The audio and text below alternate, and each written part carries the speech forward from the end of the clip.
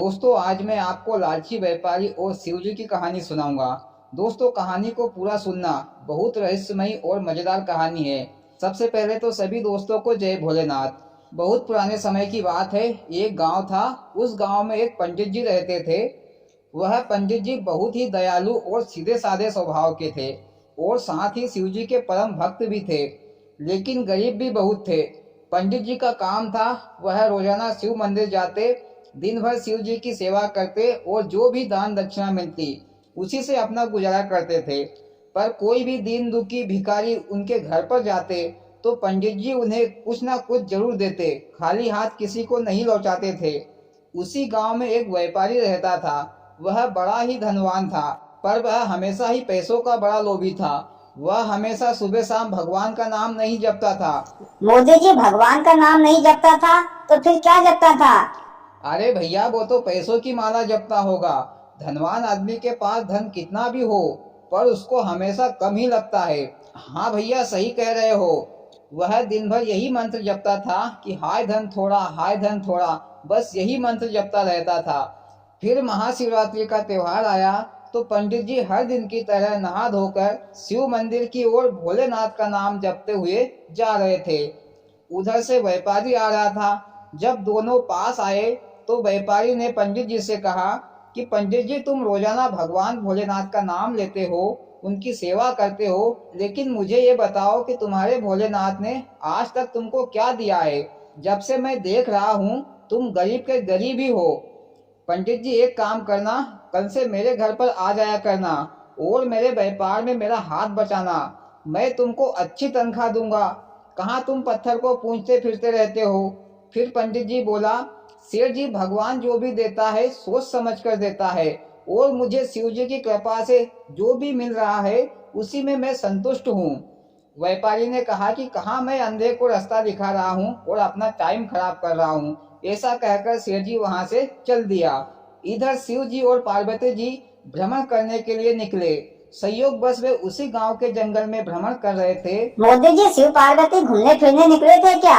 हाँ भैया।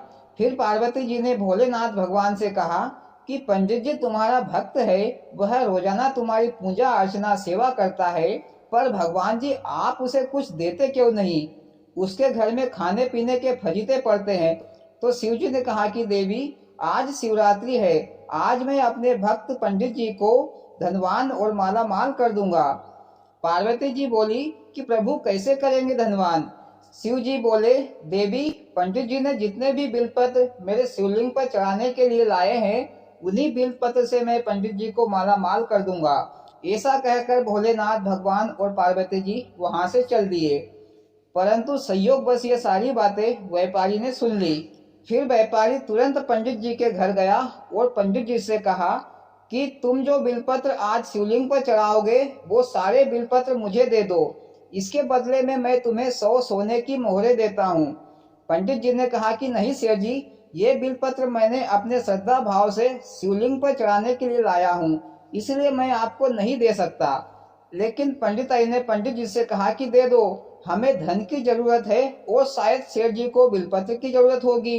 पंडिताइन की जिद के कारण पंडित जी ने बिलपत्र से भरा थैला सेठ जी को दे दिया और 100 सोने की मुद्राएं ले ली। इधर सेठ जी की खुशी का ठिकाना नहीं था, क्योंकि भोलेनाथ ने यह कहा था कि बिलपत्र चढ़ाने से पंडित जी माला माल हो जाएगा। पर आप पंडित जी तो कंगाल ही रहेगा और मैं माला माल हो जाऊंगा। मोदी जी, सेठ जी तो बहुत ही बड़ा सियाना बन रहा है, बहुत ज्यादा दिमाग दौड़ा रहा है। हाँ भैया, सेठ जी को माला माल बनने की इल्ली काश रही है। फिर सेठ जी शाम को सारे बिलपत्र लेकर शिव जी के मंदिर में पहुंचा और बिलपत्र से भरा थैला पूरा का पूरा शिवलिंग पर डाल दिया। मोदी जी सेठ जी मालामाल बनने के चक्कर में बिलपत्र हाथों से चढ़ाने के बजाय थैला ही शिवलिंग पर पलटा दिया। मोदी जी माया मिलने के चक्कर में आदमी बावड़ा हो जाता है, समझ सुध नहीं बैठती कि क्या करे और कैसे करे। भैया, माया चीज ही ऐसी होती है। फिर भैया सेठ जी ने बिलपत्र शिवलिंग पर डालकर इंतजार करने लगा कि अब चमत्कार हो, अब चमत्कार हो, अब माया मिले। और नीचे बैठकर वह बिना पलक झपकाए शिवलिंग की ओर देखने लगा। रात के 12 बज गए। फिर भी सेठ जी ने सोचा कि आधी रात के बाद में चमत्कार होगा। ऐसा सोचते सोचते रात के 3 बज गए।